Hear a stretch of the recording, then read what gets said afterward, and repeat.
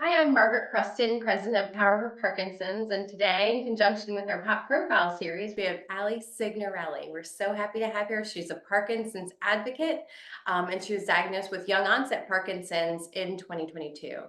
Allie, thank you so much for being with us today. Thank you for having me. I'm happy to be here. It's a real treat, and I just love being able to interview folks from our community because you guys are the meat and potatoes and can tell us what is happening with this disease. So our amazing research clinicians can take a stab at symptomatic therapeutics and, of course, figuring out the cure. So it's a pleasure to have you and an honor.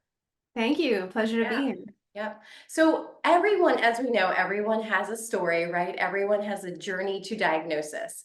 Everyone has a unique journey. So I'd love for you to share your personal story. Spend a few minutes really sharing with our listeners your journey to diagnosis, and kind of talk us through the symptoms that you were experiencing and how it kind of came together through diagnosis. Yeah, it began for me in the summer of 2018. I was 43 at the time.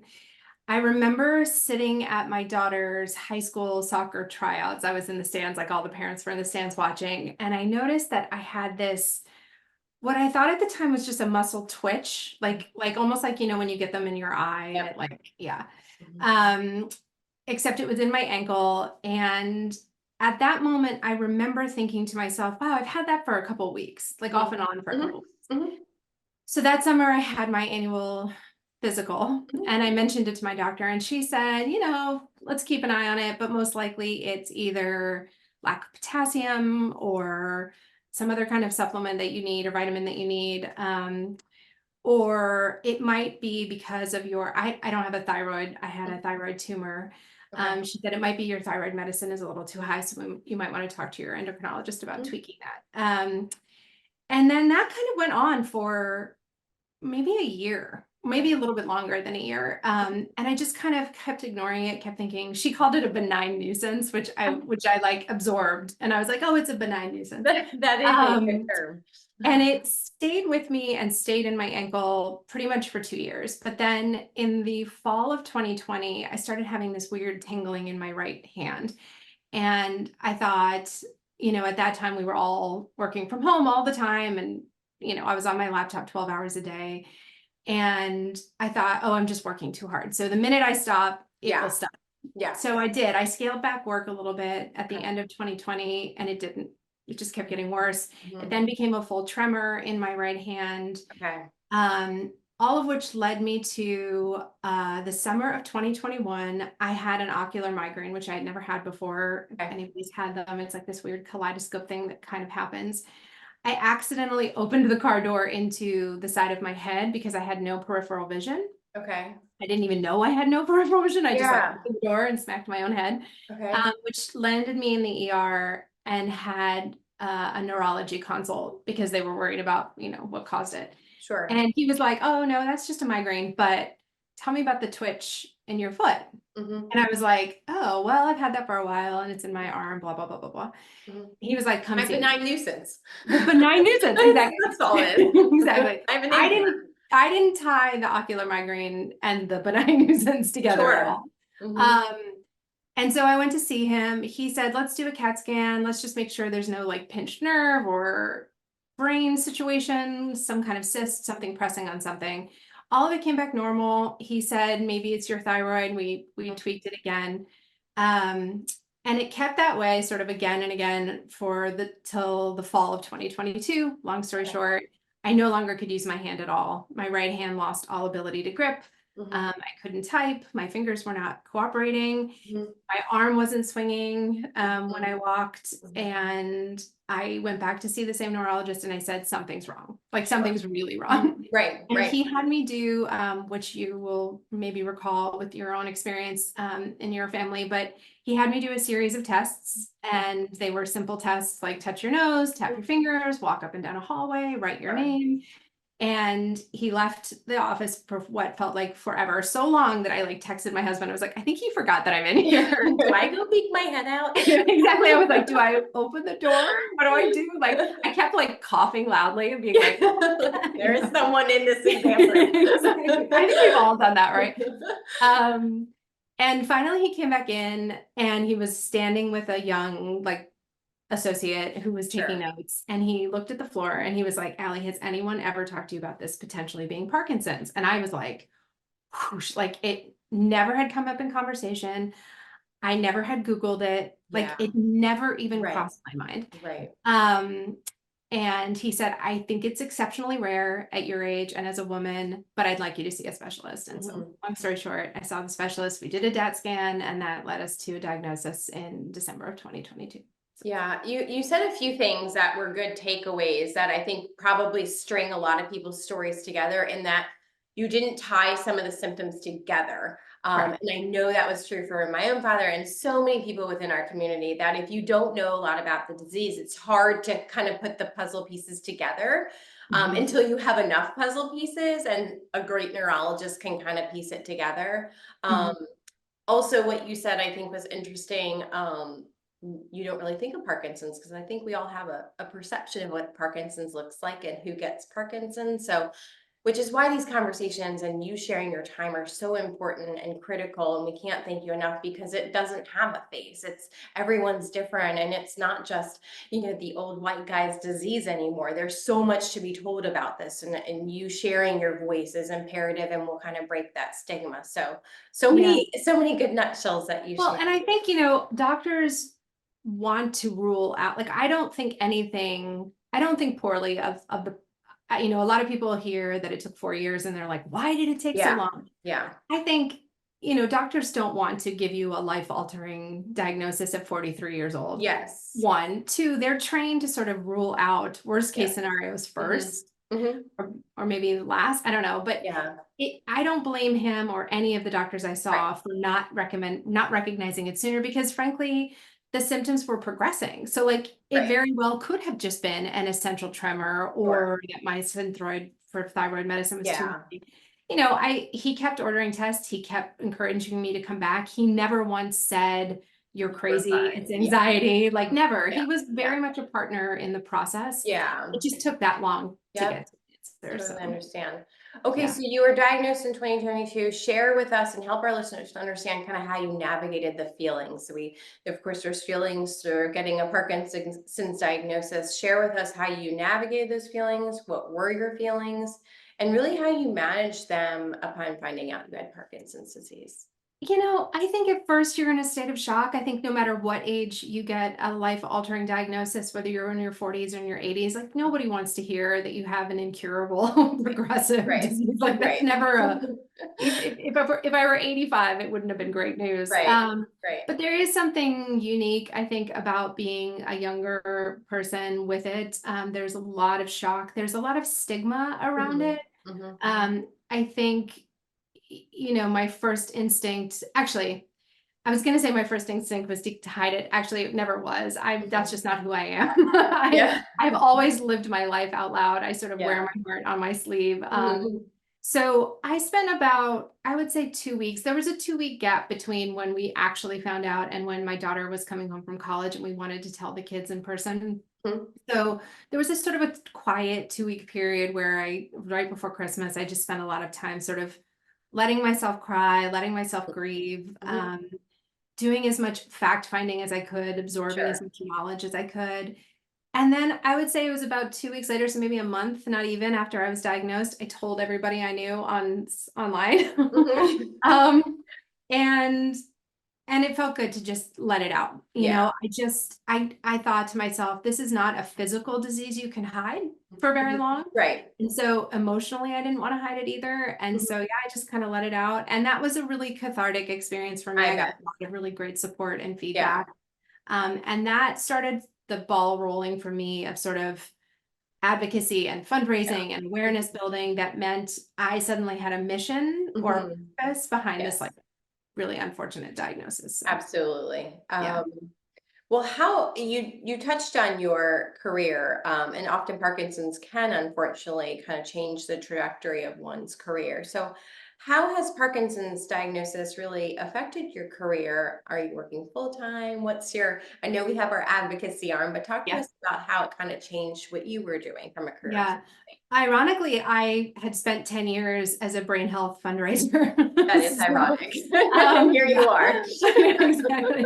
I had spent 10 years raising money in the Alzheimer's space for a Mhm. nonprofit called Us Against Alzheimer's, which is a terrific organization, and another one called Hilarity for Charity. Okay. And so I knew that I was a consultant. I knew that my clients would be very supportive. I knew that they understood what I would be going through. They were very loving and Mhm. caring and understanding. Last year, which was my first year after diagnosis, I made a conscious decision not to scale back. I felt like I had to prove to myself and to others that I could continue working at the pace at which I had been, Mhm. which meant I was a nonprofit fundraiser and event producer, which meant Okay. doing events last year all across the country. I think probably by the end of last year, that quickly became apparent that both physically and emotionally it was not the best idea. Yeah. Yeah. um, Coupled with all of the advocacy work that I was doing, I was really burned out. So Yeah, I bet. um, made the decision and fortunate enough to be able to make the decision to scale back this year and really just focus on advocacy, which by the way is the busiest I've been in a long time, Yeah. not getting paid for Right? it.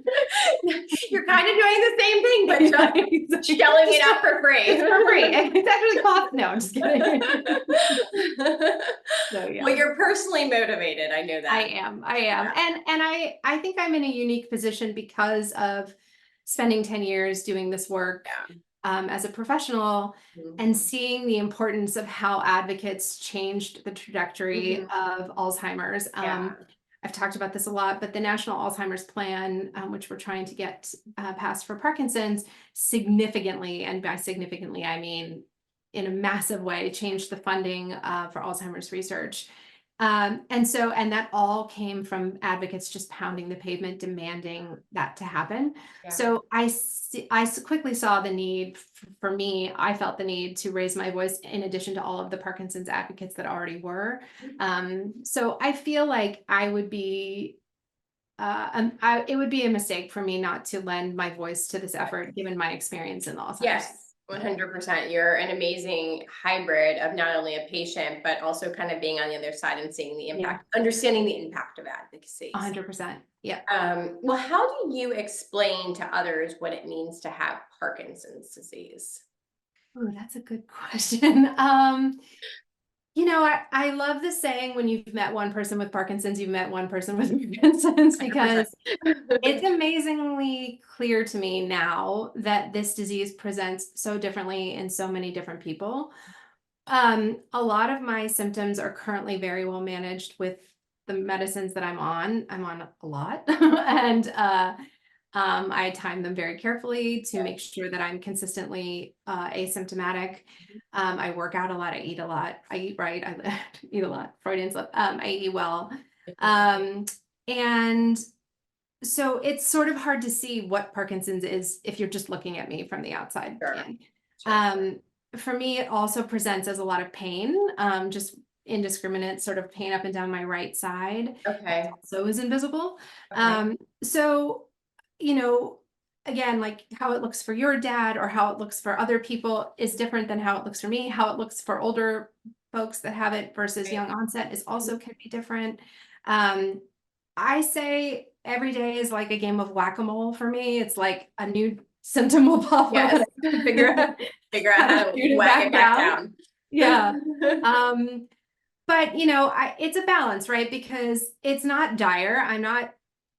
It's not fatal. I'm very grateful to be in a place where I can manage my symptoms with medicine and lifestyle modifications. I keep a very sort of healthy perspective of that, and I like others around me to keep a healthy Yeah. perspective of that. Yeah. On the flip side, it is a brutal, degenerative, progressive disease that for a lot of people, and potentially for me in the future, is just immensely challenging. And so it's a balance. I wrote a blog post about it, sort of like where I hope people will find the middle of those two things of sort of like saying to me, "Oh, you'll be fine. My uncle Yeah, had it, he was fine," versus, yeah, "Oh my God, it's terrible. It's awful." yeah, Somewhere navigating the middle space is yeah, where I like yeah. to be. It's a serious, scary, hard disease, Mhm. but right now, knock on wood, I'm doing pretty good. Yeah, that's fantastic. I think what you touched on about some of the invisibility of the disease is important because we don't always see Parkinson's. I think we all thought we would see Parkinson's through a tremor, with just kind of having that as the known symptom, Mhm. nationally and internationally. But I think you touched on something really important in that you don't see a lot of the symptoms, and it's a myriad of symptoms, and they change from day to day, where you are having to mold back down because something new's popped up. So Yeah. what you've shared is very important. So Yeah, and I think the emotional aspect of it, there is a huge component to Parkinson's, which is anxiety, yeah, depression, apathy, and a lot of the young onset folks that I've met online deal with those symptoms even more than the physical symptoms. yeah, And luckily, I think doctors are very cognizant of that. Also, insomnia is a huge yeah, factor. I know that many, many people post about being up all night or intermittently not being able to sleep. yeah, So yeah, there's a lot that people don't see. And I think again, it's every journey is different and everybody's progression. My doctor likes to say that you could have had it 3 to 4 years before you're diagnosed. So if that's true, I could be on, I keep losing track of the math, but like year 8, I could yeah, be yeah. conceivably in Mhm. year-ish 8. So hopefully for me, it's a slow progression, but when I'm not on my meds, my symptoms come raging back. So I'm just hopeful that they will stay working for a while. Yes, yes, I know. And the good news is that there's so many things coming down the pike in terms of new therapeutics that we just have to keep sharing our voices and keep advocating because those therapeutics are critical. Because Absolutely. while we have our mainstay, levodopa, carbidopa, there's so many, I think, other exciting ways to receive dopamine replacement coming down the pipe. Yeah, and I was so thrilled too when I was asked to join the Fox Foundation's Patient Council. One of the elements of the meeting when we were in New York was a whole presentation from their science team, Mhm. some of their science team, and I was just so hopeful after I Yeah, left that yeah, session about all of the different therapies, as you said, therapeutics, but also just like the idea that it could be delivered in the way that diabetes medicine is mhm, delivered in a continuous release, right. which would help us sort of for those of us who are taking handfuls of pills every Yes, 5 hours, I know, and kind of I having the often peaks and valleys the peaks associated and with that too. valleys Yeah. and sort of Mhm. the forgetting. Like there are so many days when I just completely forget to take them, and then Right. I'm like, oh my God, Yep. So there's stuff coming, and I'm grateful Yes. for all of the nonprofits that are pushing for that. So Yeah. Well, share if we can kind of put a spotlight on your support system. yeah, Share with our listeners how you receive care and who you receive care through. Who's your support person or support community? my support person. My support puppy is named Kate. I'm just kidding. Not entirely I supportive. think that's better than any person having a puppy. Um, I really, really am grateful and lucky and fortunate to have a really strong family around me. First and foremost on that list is my husband, Mike, who we grew up together. We met when we were 3. My mom and his mom were Brownie Troop leaders for my mom and for my sister and his sister. We were high school sweethearts. Like we've been Yeah. together through thick and thin. So he has been truly amazing. It's not easy for him. I think navigating his own worry and grief and Sure. life is, caregivers takes a huge toll on all caregivers. Um, my kids are amazing. They're rapidly approaching Mhm. adulthood, Yeah. and so they get it. They're supportive. Yeah. They love digging into all of the work that I'm doing. Mhm. My parents, my siblings. I have 3 siblings all across the Okay. country. I talk to them at least once a day or every couple of days, one Yeah. of them. So Mhm. yeah, I have a great family. I have great friends, and I think because I've had, as I said, this experience in the Alzheimer's space, I have a whole universe of brain health experts Yes. that I lean into, not necessarily that care for me, but that I can, Yeah. use a resource. And I've tried really hard to bring them to sort of the greater Yeah. group on my Instagram by doing Instagram lives with them because Mhm. I want Mhm. people to have access to that too. I don't want it Yeah. to myself. So Yeah, no, that's great. And what you've outlined is almost like very holistic, right? You kind of get it from different areas, and different folks can give you different fulfillment as you navigate the disease. So, yeah, I think that's great. absolutely. Yeah. Well, there's so much emphasis put on exercise. We touched on exercise and you staying active, and rightfully so. And it's imperative to stay active for the body as you manage the disease. We also know that maintaining cognitive aptitude, of course, is certainly really important for those with PD. How do you stay cognitively focused? You're super busy, you're advocating across the country. How do you stay cognitively focused and challenged? Ooh, that's a good one. I think You you're know, doing it. I'm pretty certain. I remember one of the Instagram lives I did with Dr. Lisa Genova, who wrote Still Alice, and just is a brilliant neuroscientist and author.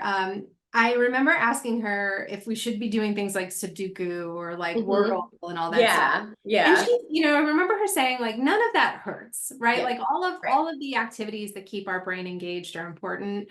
I think the bigger thing for me is doing things that intimidate me or sort of give me Yeah, pause yeah, have been really important to me. So uh-huh. sometimes those are physical things, but sometimes those are mental things. The first couple times I held an Instagram live with people, it scared the living Yeah, daylights out of me. yeah. I can't You retract know, my words. writing for me is a huge piece of it. It's a Yeah. release for me emotionally, but it also challenges me Oh, sure.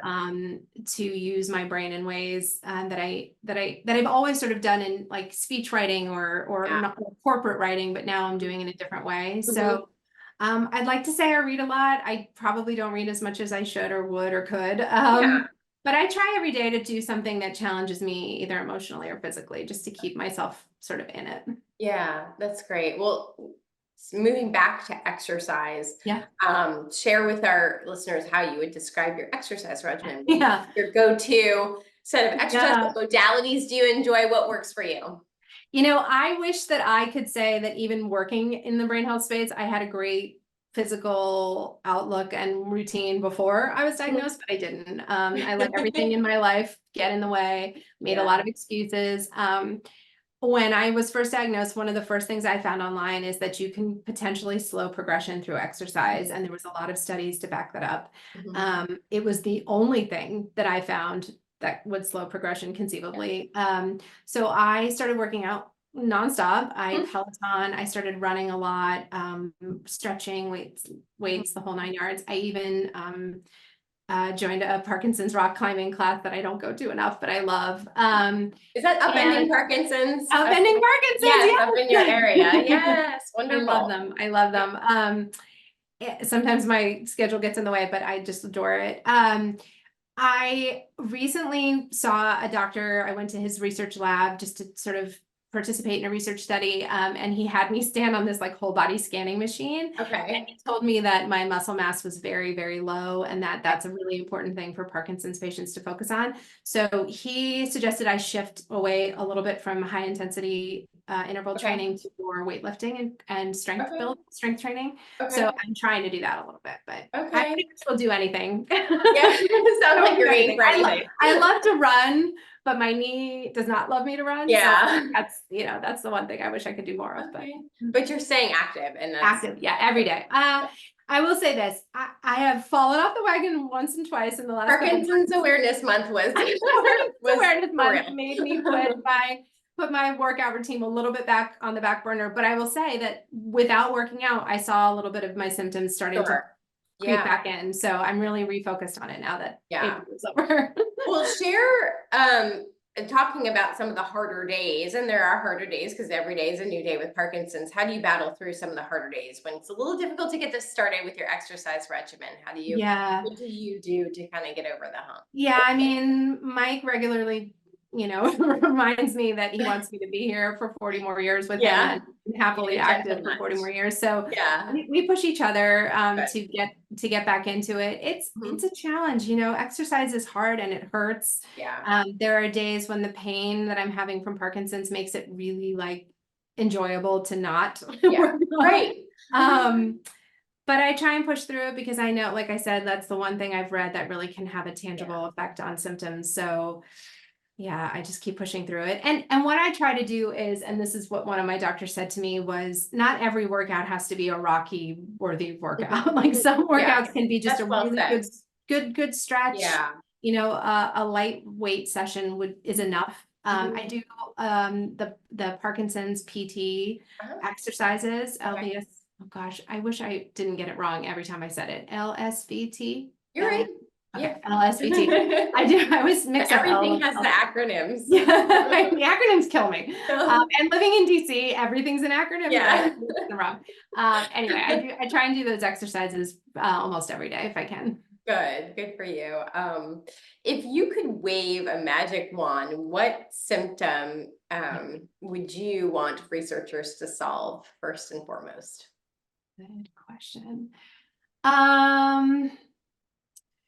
I guess I would say right now for me, the sleep issue is probably the biggest issue. I don't know that there's a lot of focus on what causes insomnia in Parkinson's patients. At least I haven't read too much, or at least if they have the research, they haven't solved it. So Yeah. maybe good.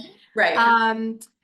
Eventually, I think the tremor will be my biggest issue. My doctor has told me I am tremor dominant Parkinson's, Okay. whatever that means. So yeah, I mean, I know that there's obviously the brain stimulation and there's other options for managing that. So, but yeah, I think the tremor is going to be my biggest foe at some point. So Okay. I would say that, but Yeah. sleep, maybe sleep Yeah. is second. Well, sleep is so important because I mean, everything's kind of predicated on that one 100%. Yeah. that one item. So And if I you can't am have a it there, terrible emotional mess without sleep. I am weepy, I am irritable. I mean, we all are, but regularly not getting a full night of sleep is really a struggle for me. So yeah, I understand. What would you say are your silver linings? I think we've touched on some of them, but talk to us about your silver linings, having been diagnosed with Parkinson's. you know, I often talk about Parkinson's is a gift, and I said that once, and someone sort of was like, "Well, you haven't had it long enough to know that it's really not." Yeah. Which is fair. I mean, I can see that point of view. When I say it's a gift, it's because of all the people that I've met, and the purpose that I have found in my life. I think, women, especially moms, get to a certain point in their life where you've given all of your time to your children and to raising them and to watching them, as my therapist likes to say. And then you sort of don't know what the next chapter of your life sometimes could be. I would never have picked this to be the next chapter of my life, obviously. But now that it's here, I feel a deep sense of purpose and mission around it. And I see that as a gift. I see it as sort of what I was meant to do. And I think because of my background and where I am now, I'm uniquely positioned to do it, or maybe not uniquely, but I am positioned to do it. And so I see that as a silver lining. The community, the people that I've gotten to meet, the incredible people, like meeting Michael J. Fox was just a huge gift. So I would say all of that is a silver lining. I don't know, ask me in 10 years and maybe I'll agree with the other person. But Well, we will do this again in 10 years. Yes, That's what I hear you saying. No, I don't know. I don't know that I'll never be grateful in the sense that nobody, I say this all the time, but Parkinson's and Alzheimer's and ALS and all of the neurodegenerative diseases are not a normal part of aging. They are not a foregone conclusion for anybody. And so I will never look at this as sort of like, well, I was just destined to get it and blah, blah, blah, blah. So I don't know that I'll ever be grateful to have gotten it, but grateful for the people that it's brought into my life and the sense of purpose. Yeah, definitely. Thank you for sharing that. And it's a good segue right into kind of talking about some of the things that were unplanned in your life, particularly the I'm Still Allie chapter. Yeah. You've truly, truly made a name for yourself, not only in the YOPD, young onset Parkinson's community, but also the Parkinson's community at large, through advocacy and awareness, as we've talked about. So how did you really harness your background in advocacy and fundraising to create the brand, I'm Still Allie, and support through your online content? I love that, a brand. It is a brand, it absolutely is. I You're doing so much, Oh, so thank you. think of it as such, yeah. I I actually started, so after I first posted on my regular, private social media accounts about having it, um, I had such a positive response and so much wonderful feedback that I found myself posting about it more and more and more. Mhm, I had this second thought about it because I was afraid that by posting about it too much, it would be hard for my kids mhm, mhm, and my parents and the mhm, people that loved me most to mhm. see sort of the struggles that I was Yeah. having. And so what I decided to do was create this sort of secondary account Mhm, where I would funnel all of my Parkinson's posts mhm. and gave them the option to opt in or opt out. I said Sure. to them, like, if you want to see it and you want to know what's going on, Mhm. great. Don't, Yeah, I will not be offended. You right. don't have to follow me. I can block Mhm. you. You can block me, whatever you It's want. totally mutual. Yeah, and that's how it started. In addition to the fact that I was really trying to find other stories of people who had it, young people who had it, because I was struggling to find those. I Yeah. wanted to see real-time representation of what it meant to live with this disease. I Mhm, was really looking for, especially women my age. mhm. That's how it started. It's just blown up and it continues to blow up, and I'm not exactly sure how. People Yeah. ask me that all the time. I'm like, I don't know. I think, inside the Parkinson's community, it's been a great place to connect with each other and for women especially to come together and younger men to come together and find each other. And there's so many other sites that Yeah. do it and so many other creators or whatever you want to call them that do it. It's not just me. Um, I think from the outside world looking in, people want to see, I think, if I were guessing, someone who is living with something that maybe they would be afraid of and they see it as, oh, she's doing Yeah. okay. Yeah. A Yeah. hopeful Mhm. representation of Yeah. something that otherwise would seem scary. And I Yeah. I find that on the internet too. Like when I'm looking at, people who are in crisis situations and I'm like, how would I handle it? Would I handle it that way? Yeah. Um, so yeah, it's become such a lifeline for me. Mhm, I choose to share it all, mhm. better or worse. Sometimes I it's think good that's stuff. fair though. I mean, because then Yeah. it's an accurate representation of what you're Yeah. experiencing with the disease. Yeah. And like I said, there's hundreds of, if not thousands of other people doing the Yeah. same thing. I've been lucky that lightning sort of has struck and people Mhm. have found it, but there's so many wonderful people out there sharing their stories. And I think what happens is that when I see other women or younger men who are doing well, or even older folks who are doing well and sharing their stories, it gives me hope. And so it's like, hopefully it's like a pass it on. Yeah. So Yeah. I really want to extrapolate on the I'm Still Allie brand because um I'd really love to hear your advice on, because I think the name is incredible, because there's so many ways that you all of a sudden, once diagnosed with Parkinson's, you become Parkinson's, right? And yeah. you no longer have that identity. We've done some educational seminars right here in Richmond about kind of how to compartmentalize Parkinson's so you can keep living your life. We call it Parkinson's burnout because you can certainly get burned out by managing the disease. So your I'm Still Allie brand touches on that in such an effective way. So what advice would you give to others to kind of be able to set Parkinson's over here so you can still be Allie, or you can still be whomever you were prior to diagnosis? Yeah. It's funny because I didn't really put too much thought into the name. I was just like, I'm Allie. I'm still Allie. Yeah. I'm still, Yeah, and still this is is like a play on words. Like perfect. I didn't really think too much of it at the time. Yeah.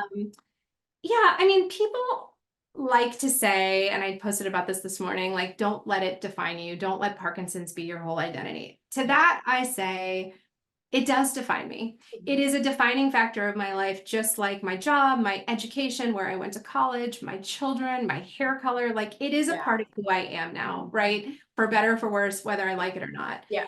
And I hope that when I am long gone, that people will put that as a footnote to my life. She was a Yeah. mom, she was a great wife, she was also a Parkinson's advocate. Mhm. So yes, it does define me. Does it derail me? No. Do I let it totally take me out of all of the other parts of my life that I love so much? Absolutely not. I'm still a great mom. I'm still a great wife. I still, work a little bit less, but I work. Mhm. And it's I am not great at compartmentalizing. I'll be honest with you. It's a daily reminder to me. There's no escaping it. There is, when you take a handful of pills 5 times a day, you can really never forget Yeah. that you Yeah. have this Every disease. few hours you're reminded. Yeah, Yeah. I mean, there's very little time in my life that I'm not thinking about it because it's a reminder on my phone, like take Right. your pills, take your pills. Yeah. Or symptomatically, you can't forget it. But do I let it completely dismantle everything I've spent the last almost 50 years creating? No, absolutely not. It's just now one part of me, like, getting a new puppy. Sure. Yeah. It's just another It's piece. just, It's it'll another be a piece part to of the my life. puzzle of your life. Yeah. Exactly. Exactly. Absolutely. Well, as we start winding down, tell us what you do to really help center yourself. Mhm. You're a busy person with Parkinson's, an advocate. As I said, you have the I'm Still Allie content. So, what do you do to really center yourself so you can go out and do good in the community? I'm a huge reality TV fan. I And will if know it's, that. if you need to watch your trashy reality, that's okay too. That's a legit answer. I watch a lot of Bravo. I watch a lot of Survivor. I feel like you need a seat with Andy Cohen. And why are you even I with want me to be right on now? I would like to be on the Amazing Race. Saying it here. I consume mindless content online. Yes. Yeah, I just, I try not to put too much parameters on what my downtime looks like. I Yeah. love my bed. I love to Yeah. rot in my Yeah. bed, every once in a while when I have the Yeah. chance. I love, the beach and water, and anything even remotely close to an ocean makes me very happy. So we try to spend as much time as we can there in the summer. Um, yeah, I mean, it's been a challenge. The last month was a lot. April was a lot. I really felt like I was pushing my foot on the gas pedal to the floor of the car the Yeah. entire month, which was Yeah. great. I'm so proud of, sort of all that we accomplished last Yeah. month. Mhm. Will I spend every month at that speed? No, no. I gotta, like, Yeah. I enjoy being with my kids and and I don't want my, just to sound like everybody's telling me to, Yeah. like, not my entire life doesn't have to be about advocacy. But on the flip side, and I said this in my post this morning, I think of all people to look to as a role model, you could say that Michael J. Fox had the choice to not do it at all, right? Like, he was a celebrity and a movie star of epic proportions, and he had people around him and wealth and whatever. He chose to advocate, and I feel like I have a responsibility to do that. So I like to decompress, but Yeah. I also don't find advocacy really to be a chore. I find it to be a privilege. So Very well said. Um, Talk to us what you think, if you can shed a light on a little known symptom of Parkinson's. What symptom would you shine a light on that most people don't know? I think the pain thing, I think most people don't recognize that pain and just sort of indiscriminate pain can be a part of Parkinson's. I didn't know Yeah. that. Yeah. I sort of always just thought it was tremor and dyskinesia, and now I think, wow, there's so much more to Parkinson's than and to any neurodegenerative disease. I would put Alzheimer's and ALS and all of them in that Yeah. category. Um, but for me, yeah, I had no idea that sort of pain, just general pain, was part of it. Yeah. But I do. No, thank you for sharing. I think, questions like that just, I think, hopefully help our listeners understand it's, as we said, there's a myriad of symptoms and there's so much. I mean, we could have lists in both columns, Yeah. motor and Well, non-motor. So and it's important. I will tell you that I am really good about I try to be really good about sharing each of them with my doctor. I just throw them in not to drive him nuts, he's the best, but throw them in the message app, Mhm. or I like keep them on a list on my phone. Yeah. And when I meet with him, I say, like, Dr. Rich, is this one, is this one, is this one? And sometimes he'll be like, not really, not really. That's Yeah. something, you know. Yeah. But it's a learning process. I would say absorbing as much information as you can find on Parkinson's Foundation or your site or the Michael J. Fox Foundation, anywhere you can, about sort of, especially when you're newly diagnosed, about what to be looking for and maybe what's not something that's of concern. Those are helpful for me. So. Absolutely. Well, share with our listeners, Allie, how you're doing today as we summarize. I'm probably exhausted after Parkinson's awareness month, but how are you doing today? I'm doing good. I feel good. Good. I'm really excited about the summer. I love summer. I'm hopeful. I think Hopeful's great. I think in the beginning of a diagnosis like this, it's easy to be terrified about what the future holds. There's so many unknowns, and I was very resistant to people who said to me, it's going to be okay, you're going to be fine. I needed to get to that place on my own. Right, right. And I would say a year and a half into it, that's how I feel. I feel like I'm doing great, and I'm hopeful that I will stay doing great for the long term. It doesn't mean that my life is easy. It doesn't mean that anyone with a chronic disease, or this disease in particular, is simple. It's not. It's not easy on families. It's not easy on caregivers, but for me right now, I feel good. So knock on wood. Knock on wood. Stays that way. Well, I think a lot of our listeners can validate this, that it seems that attitude is everything, right? I see it with my own dad, that the attitude, while you take your medication, you exercise, you do everything, having a positive attitude and gratefulness, and feeling privileged to be in this space goes a long way. So I agree. And I don't know if that's so much a choice for me, or if I'm just like a crazy optimist. I've always sort of just believed everything was going to be okay in life. It's just sort of how my brain has always yeah, worked, which is benefiting me now. but yeah, yeah. but I do think if you can make the choice to believe, I think it's also really helpful when you have the knowledge about what's coming down the pipeline. And I was thinking today that maybe we need to share more of that, or encourage people with that knowledge to share it, because there are so many advances that are happening. Yes. It's not to say that there's going to be a magic cure in the next 10 or 20 or even 30 years, but so much work and so much progress has been made that it feels like a hopeful time. So Yeah. fingers crossed. I totally agree.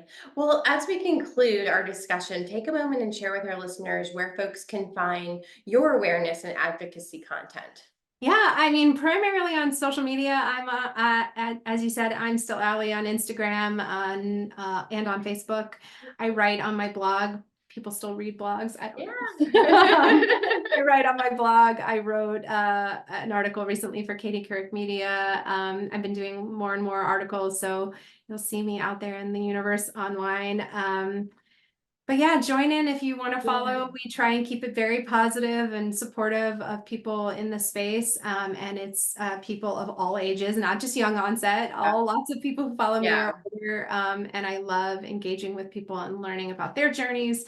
And again, I just want to say there's so many other incredible people online that you can find, some on TikTok, some on other platforms, who are doing the same work that I'm doing, and many of whom have been doing it longer. So just look up #Parkinsons and you'll find them online. Yeah. Well, Allie, I can't thank you enough for sharing your time with me and Power Over Parkinson's and our Pop Profile series. It's such a privilege to be able to talk to folks like you, and I can't encourage you enough to just keep doing what you're doing. Keep talking about it, keep talking about the disease, because it's only going to better our community and the trajectory of the disease for years to come. So thank you so much for being with us.